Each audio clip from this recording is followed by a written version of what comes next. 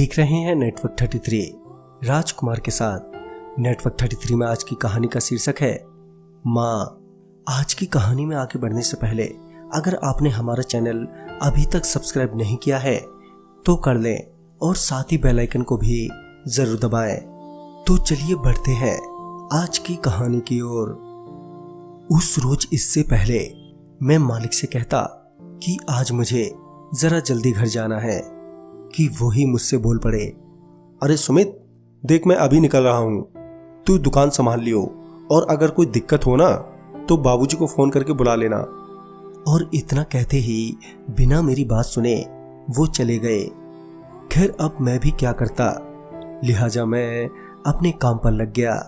ग्राहक आते जाते रहे और शाम होते होते ग्राहकों को संभालने में दिक्कत होने लगे। मुझे लगा कि बड़े मालिक यानी बाबूजी को फोन करके बुला लेता हूँ, मगर ग्राहकों के कारण मुझे फोन करने तक की फुर्सत नहीं मिली। और तो और कब 9 से 12 बज गए पता ही नहीं चला। वक्त को देखते हुए मैं अब जल्दी जल्दी दुकान बढ़ाने यानी बंद करने लगा।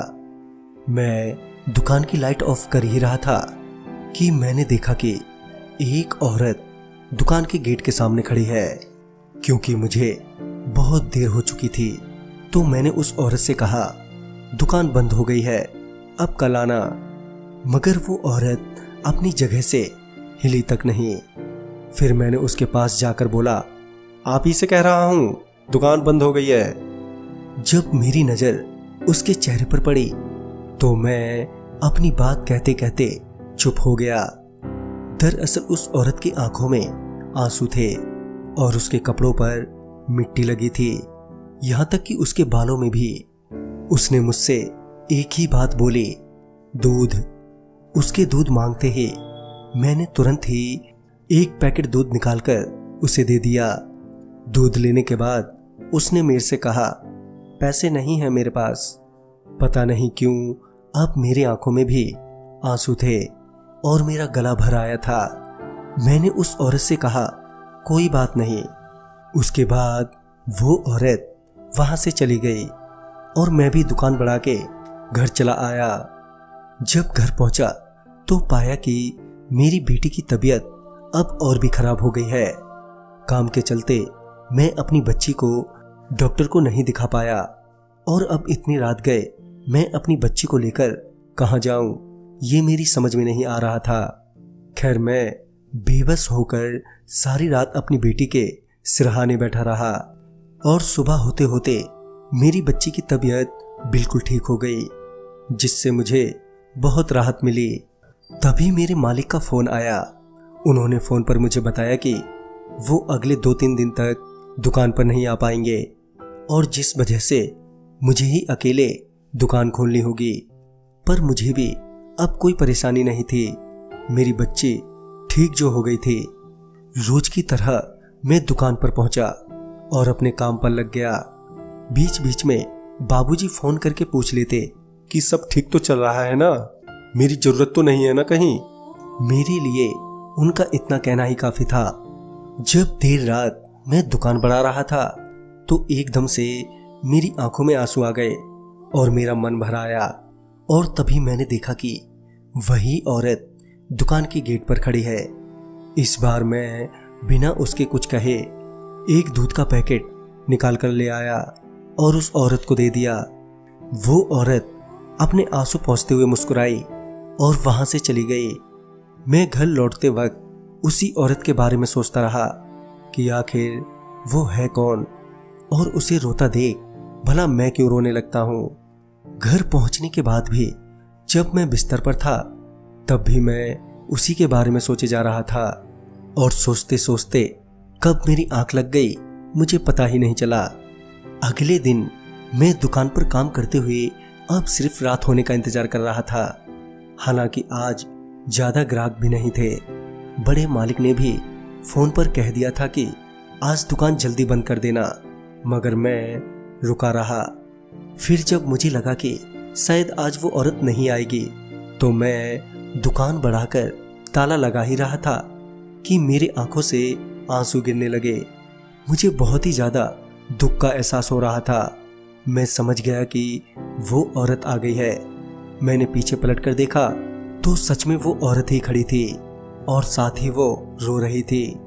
आज भी उसके पूरे कपड़े और बालों में मिट्टी लगी थी। मैं इस बार उससे पूछने वाला ही था कि आप कौन हैं, कि वो बोल पड़ी, दूध।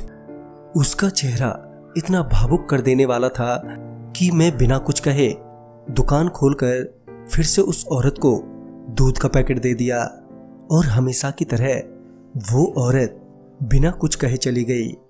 अगली सुबह जब मैं दुकान के लिए निकल रहा था तो मालिक का फोन आया और उन्होंने मुझे दुकान पर जाने की बजाय सीधे अपने घर आने को कहा। जब मैं मालिक के घर पहुंचा था तो उन्होंने कहा कि 2-4 दिनों के लिए मुझे बड़े मालिक के साथ दूर गांव जाना है, वो भी आज ही। और फिर उसी वक्त मुझे अपने बड़े मालिक के साथ जाना पड़ा। जब मैं 4 दिन बाद लौटा तो मैं अभी भी उस औरत के बारे में ही सोच रहा था। सुबह दुकान पर जब मालिक आए तो मैंने उनके आते ही पूछा, बाबूजी कोई औरत आती थी क्या दूध के लिए? इस पर वो बोले, अरे वो तो हर वक्त ही आती है, अब तू किस औरत की बात कर रहा है, मुझे कैसे पता होगा? फिर मैंने उन्हें सारी बात बता दी। पहले तो मालिक को मेरी बातों पर विश्वास नहीं हुआ और फिर वो बोले, शायद आती होगी, मगर मैं तो दुकान जल्दी ही बढ़ाकर चला जाता था।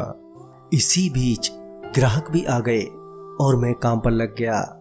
रात होते ही मालिक ने मुझे दुकान बढ़ाने को कहा तो मैंने उनसे कहा कि आप जाइए, मैं बाद में जाऊंगा। मालिक भी समझ गए कि मैं उस औरत की राह देख रहा हूं। खैर मालिक मेरे को ये बोलकर चले गए कि ध्यान से अपना ख्याल रखना।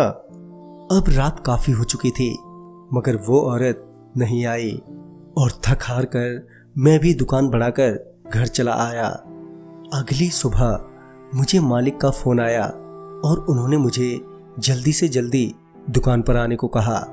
मैं तुरंत ही तैयार होकर दुकान पहुंचा, जहां मैंने देखा कि मालिक की भी आंखों में आंसू है और साथ ही उनका चेहरा उतरा हुआ है। इससे पहले मैं उनसे कुछ बोलता कि उन्होंने मॉनिटर की ओर इशारा करते हुए मुझे कुछ देखने को कहा। दरअसल वो हमारी सीसीटीवी की रिकॉर्डिंग की फुटेज चेक कर रहे थे और उस फुटेज में वो औरत भी नजर आई। वो मेरे जाने के बाद भी उसी वक्त आती थी, मगर दुकान बंद होने के कारण वो वापस लौट जाती और मेरी आंखें तब भर गईं जब वो चौथे दिन आई थी। मगर इस बार उसके हाथों में एक छोटा बच्चा था जो बिल्कुल भी हिलडुल नहीं रहा था, मानो वो मर गया हो। वो औरत उस बच्चे को लेकर हमारी दुकान के सामने रोती रही और अचानक ही गायब हो गई। हम लोगों को कुछ समझ नहीं आ रहा था कि आखिर वो औरत कौन थी और उसके बच्चे के साथ क्या हुआ। खैर मैं दुकान बढ़ाकर घर लौट ही रहा था कि रास्ते में चलते वक्त मेरा मन एकदम से उदास हो गया और देखते ही देखते मेरी आंख भर आई। मैं उसी वक्त रुका और पीछे पलटकर देखा तो वही औरत पीछे खड़ी थी जो बेहद उदास थी और मेरी ओर देखे ही जा रही थी।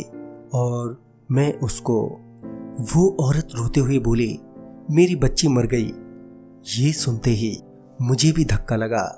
फिर आगे पूछने पर उसने बताया कि वो मुझसे दूध लेकर अपनी बच्ची को पिलाती थी, मगर जब मैं लगभग 4 दिनों के लिए दुकान पर नहीं था तब उसे दूध नहीं मिला। उसने दूसरे कई लोगों से भी मदद मांगी मगर उसे कोई मदद नहीं मिली। वो रोज मेरी दुकान पर इसी उम्मीद में आती कि उसे आज दूध मिल जाएगा।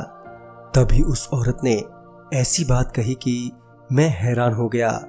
उसने कहा कि मैं तो जीते जी ना अपने बच्ची का ख्याल रख पाई और ना ही मरने के बाद। ये बोलते ही वो औरत मेरी आंखों के सामने ही धुआं बनकर गायब हो गई। उस औरत की याद मुझे आज भी आती है और उसका वो चेहरा आज भी मुझे कभी कभार रुला जाता है। तो दोस्तों इस कहानी में बस इतना ही। कहानी आपको पसंद आई हो तो लाइक, शेयर और साथ ही हमें कमेंट बॉक्स में जरूर बताएं। तो मैं आपका दोस्त राजकुमार जल्द ही मिलूंगा ऐसी ही एक नई कहानी के साथ। तब तक के लिए बाय एंड टेक केयर।